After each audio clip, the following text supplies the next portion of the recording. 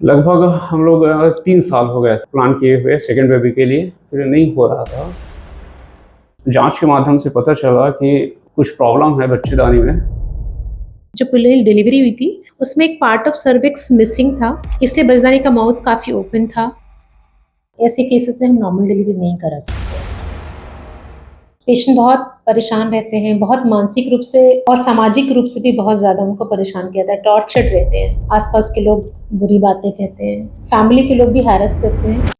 आज हम हैं आदित्य हॉस्पिटल डॉक्टर ज्योति आईवीएफ सेंटर महासमुंद में और हमारे साथ हैं डॉक्टर ज्योति कालीकोटी एंड हमारे साथ हैं विकास सिंह राजपूत जी। अभी अभी जिनकी एक खुशखबरी आई है और हम उसको कवर करना चाहते हैं। मैम भी हमारे साथ हैं। विकास जी, पहले अपने बारे में कुछ डिटेल्स बताइए, फिर हम इसको आगे बढ़ाते हैं। जी, मैं विकास सिंह ठाकुर अभी यातायात थाना महासमुंद में पदस्थ हूँ। अभी एक खुशखबरी मिला है, मेरा लड़का हुआ है जो कि सेकंड पुत्र रत्न है और ये 7 साल गैप के बाद हुआ। सो विकास जी, जैसे आपने बताया कि आपकी बेटी की डिलीवरी 7 साल पहले यहीं से हुई थी, तो उस एक्सपीरियंस के बारे में एक बार बताना चाहेंगे कि कैसा था 7 साल पहले का एक्सपीरियंस जब आपने एक फर्स्ट चाइल्ड कंसीव किया था? जी, पहले तो मतलब मेरा शादी 2016 में हुआ था और लगभग 1 साल के बाद कॉन्सेप्ट नहीं हुआ था। फिर प्लानिंग के बच्चे का प्लानिंग किए थे। फिर जस्ट इधर हम लोग मैडम के पास आ गए। फिर मैडम के ट्रीटमेंट के थ्रू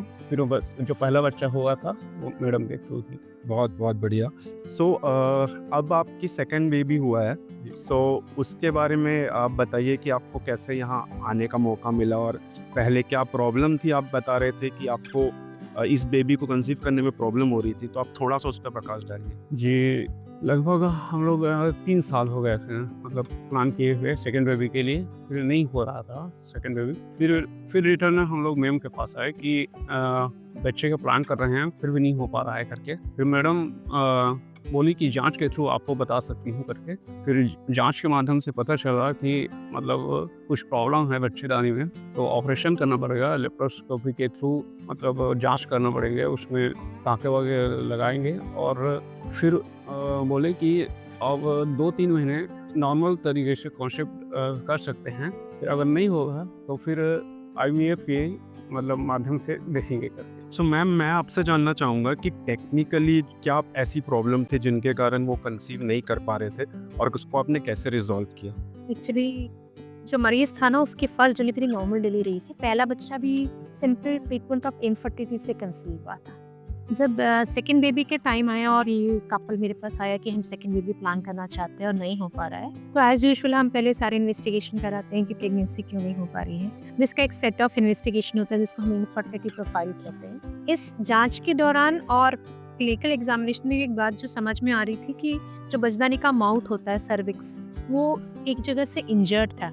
जो पिलर डिलीवरी हुई थी, उसमें एक पार्ट ऑफ सर्विक्स मिसिंग था, इसलिए बचदानी का माउथ काफ़ी ओपन था और उसको हम एचएसजी नाम की जांच भी इसलिए नहीं कर पा रहे थे कि माउथ ओपन था इसलिए। फिर मैंने समझ में तो आ गया कि यही कारण है सेकेंडरी इनफर्टिलिटी का। ऐसे केसेस में जो बचदानी के माउथ पे हमको टाँका लगा के उसको नॉर्मलाइज करना पड़ता है, उसकी जो ओपनिंग ज़्यादा वाइड हो गई थी उसको क्लोज करना पड़ता है। तो ऐसे केसेस में हम लोग एक बहुत अच्छी सफल सर्जरी हुई जिसको हम लैप्रोस्कोपिक सर्वाइकल इंसर्कुलर ऑपरेशन कहते हैं। इस ऑपरेशन को हम लोगों ने करा और हमने कपल को बोला कि कुछ महीने आप नेचुरल रूप से कंसीव करने के लिए वेट कीजिए और आश्चर्यजनक रूप से the very next cycle patient conceived, और ये हम लोगों के लिए भी बहुत खुशी की बात होती है। और एक भी कपल अगर इनफर्टाइल कपल किसी भी माध्यम से किसी मॉडलिटी ऑफ ट्रीटमेंट से कंसीव करता है तो सबसे पहले सबसे ज़्यादा खुशी हम लोगों को ही होती है। हमेशा की तरह जैसे कि ज्योति मैम ने कहा कि एक बच्चा जब आता है इस दुनिया में तो सबसे ज़्यादा खुशी पेरेंट्स को होती है और उसके साथ ही सेकंड जो है वो ज्योति मैम का कंट्रीब्यूशन और उनकी खुशी है।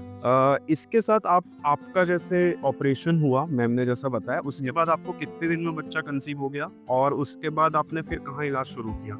जी, लगभग इसी 2025 में 2 तारीख जनवरी 2 तारीख को ऑपरेशन हुआ है। लगभग 1.5 महीने में कॉन्सेप्ट हो गया। बहुत बहुत कॉन्ग्रेचुलेशन। सो आपने उसके बाद क्या प्रोसेस किया ट्रीटमेंट का, कहाँ से किया आपने? हाँ, फिर ट्रीटमेंट के लिए सीधा मैम के पास ही आए थे सब चीज़ के लिए।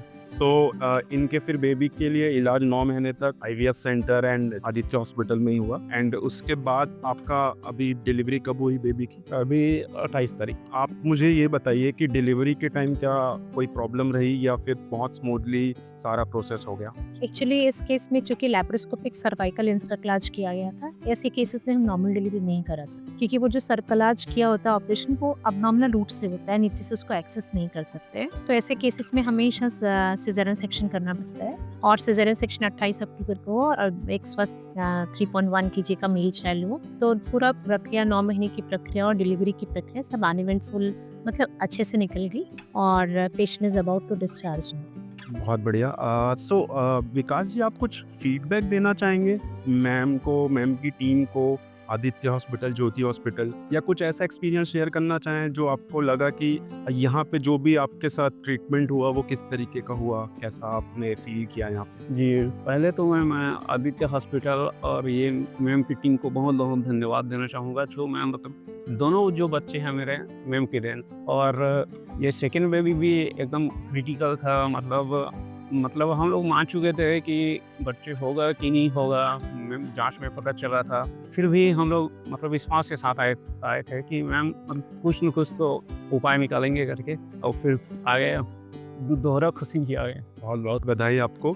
सो दोस्तों, यही खास बात है आदित्य हॉस्पिटल डॉक्टर ज्योति आईवीएफ सेंटर की, कि एक रिलेशन जो पिछले 10 साल से चला आ रहा है, एक बेबी कंसीव हुआ 9 साल पहले और आज इनको दोहरी खुशी प्राप्त हुई है। एक्चुअली हमारे आसपास जो मरीज होते हैं ना, खासकर जो छत्तीसगढ़ के जो लोग होते हैं ना, बहुत सीधे, सरल, सहज और बहुत इजीली कन्विंस हो जाते हैं। तो ऐसे जब इलाज करते हो आप किसी मरीज का जो आप पे पूर्णतः विश्वास करके आता है, तो मैंने हमेशा देखा है ऐसे लोग को हमेशा सफलता मिलती है। सफलता सिर्फ मरीजों को नहीं, ये हमारी भी सफलता है बेसिकली।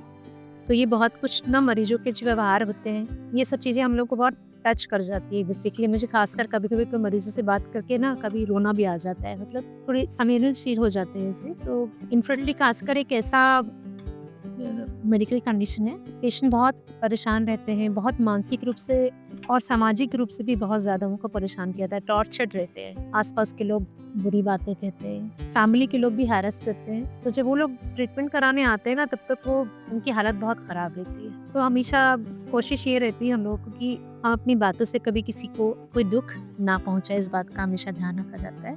और एक honest, transparent way of treatment होना चाहिए। वो किसी भी लेवल का एजुकेशन लेवल हो पेशेंट का, हमें उसके लेवल पे जाके उनको काउंसिल करना चाहिए। और जो जैसी चीज़ें हैं, जैसी स्थितियाँ दिखती हैं, उनको उनकी भाषा में भी समझाने की हमेशा एक कोशिश रहती है। धन्यवाद।